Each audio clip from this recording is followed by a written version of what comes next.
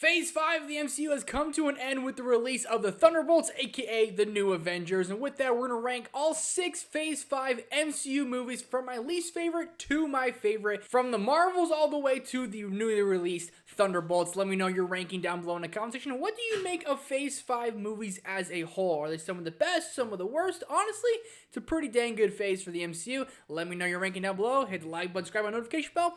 And let's hop into this. Right at number 6, and in last place is Ant-Man and the Wasp: Quantumania. The reason for this being in last place is because this movie now went nowhere, being that Kang is no longer the big bad inside the MCU. I would say I like this movie more than the one I put above it, but since now it's going absolutely nowhere, there's no reason to go watch this movie because it's literally a waste of time. And also, having Kang just get bodied by Ant-Man, I mean, if Ant-Man, one of the weaker big main Avengers, is going to body you, what's Thor going to do? What's Doctor Strange? What's Wanda if she comes back going to do? That's what just made no sense to me, that we're supposed to be terrified of Kang. He's this big conqueror. He's this big bad mamma jamma. Jonathan Major's performance is great in it, but other than that, it's kind of a weak, big, bad villain. I mean, Ant-Man whooped you. And then you got this guy. Don't be a dick. At number 5 is the Marvels. I would say this is a lesser quality movie than Ant-Man and the Wasp: Quantumania, but again, Quantumania went nowhere. The Marvels kind of also went nowhere. When will we see these characters again? That is the million-dollar question. Best part about this movie is going to be Kamala Khan, Miss Marvel herself. Her dynamic with her family is very, very funny. Captain Marvel, not all that likable in this movie. Monica Rambeau, really not likable in this movie. Just made a movie that felt like it went nowhere. And then when you hear Nia DaCosta, the director of this movie, go on and say that basically this is not the movie she wanted to make, that Marvel took it over.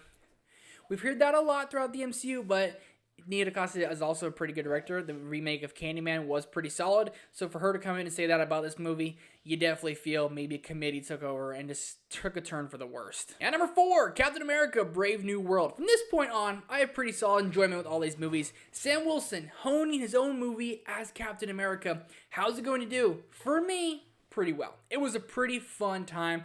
Definitely slow, definitely a little bit messy. You can feel the reshoots, you can really see the CGI, but Sam Wilson really owns this movie. He's such a noble guy who won't take the super soldier serum for whatever reason, but Anthony Mackie plays his character greatly, and he's just a very likable guy you can get behind. Red Hulk, my favorite version of Hulk we've seen inside the MCU up to this point. I wanted more of him. We waited till the very end, the last 20 minutes to get him, and when the movie was going on, I was like, there's no way we're barely going to get Red Hulk. And we barely got Red Hulk, but when we got him, it was awesome. It was badass. It was everything I wanted the whole movie to be.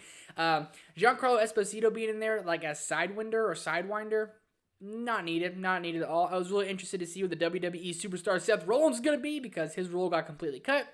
Danny Ramirez as Falcon. I liked him in Falcon and Winter Soldier. This movie, they made him just kind of like that annoying kid. But, end of the day, it's a fun enough movie. Definitely flawed, but I enjoyed it. At number 3, Deadpool and Wolverine. I can't go back and rewatch this movie anytime soon because I watched it 3 times last year and I don't know if I'll ever actually watch this movie again because of how funny it tries to be throughout and how painfully unfunny it is upon rewatch. First time I watched it, a lot of the jokes landed. After that, it just felt like it was Ryan Reynolds trying to be too Ryan Reynolds inside the MCU. But let's go over to the positives here. Hugh Jackman as Wolverine. This is just one of the most iconic characters, iconic performances of all time. Hugh Jackman playing Wolverine in general, because even in this movie, he just still has it. He packs that punch 2 times, 2 different monologues that are just absolutely fantastic. One emotional, one just filled with anger and rage, and that's the Hugh Jackman Wolverine you love. Then you get to the cameos. Definitely just feels like a kind of cameo-infested movie, but seeing Channing Tatum as the Gambit was absolutely fantastic. A bunch of good funny lines in there, especially when those cameos come around. Not too much going on in this movie. I'm not exactly sure where they're going to go with these characters next. Will we see Deadpool in one of the upcoming Avengers movies? So many questions. Nonetheless, felt like kind of like a solo movie inside the MCU. Felt like a Marvel Studios movie, not an MCU movie. That's why I have it lower than the other 2 on this list. At number 2, Guardians of the Galaxy Volume 3. James Gunn cooked with this one. This movie is a top 10 MCU movie. The entire Guardians trilogy, in my opinion, is top 10 MCU. James Gunn just knows what he's doing with these characters, and it's just a ton of fun, but it's also terribly, terribly sad. Like, I don't know if I'll ever be able to go back and rewatch this one because of how sad I was when I watched it the first time. Getting to see Rocket's backstory, Rocket's story overall was easily the best part about this movie. He is the main character throughout this movie. Several times, even when I think back to it, I got chills. But you got to give it to the song selection, of course, from No Sleep Till Brooklyn to The Dog Days Are Over. But the No Sleep Till Brooklyn action fight scene was unlike anything we've seen inside the MCU. James Gunn just got in his bag with this one because it is like a POV fight scene with all the Guardians. It was epic with the most badass "No Sleep Till Brooklyn." It was just so cool. It was everything more you wanted in an action scene like that. Then The Dog Days Are Over. I get chills thinking about that scene because James Gunn just crafted something so beautiful. But at number 1 is the Thunderbolts, aka the New Avengers. This one is so different for the MCU, and the more I think about this movie, the more I like it. It's my favorite movie of 2025 so far. It was my most anticipated MCU project, and it really lived up to those hype standards I had. The character dynamic throughout this one, how every single person is dealing with their own form of depression or grief, and you really get to see in that with these nightmare sequences they give us, and it's a lot different MCU movie than we're expecting, because there's not a lot of action in this movie. I mean, I would say the action's pretty scarce, but when you get it, it's done so well, especially that Bucky scene chasing everyone down on a motorcycle is my favorite version of Bucky Barnes we've ever seen.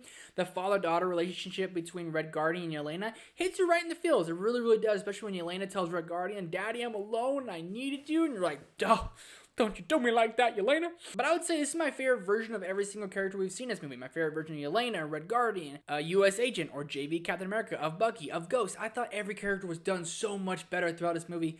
And Sentry, Lewis Pullman, just performed this character so well. Is he going to be unstoppable in the upcoming Avengers movie? That is the ultimate question. Nonetheless, a fun movie. I think it ended a little abruptly. That was my biggest kind of takeaway. I was like, kind of my biggest gripe with the film. Post-credit scenes are great.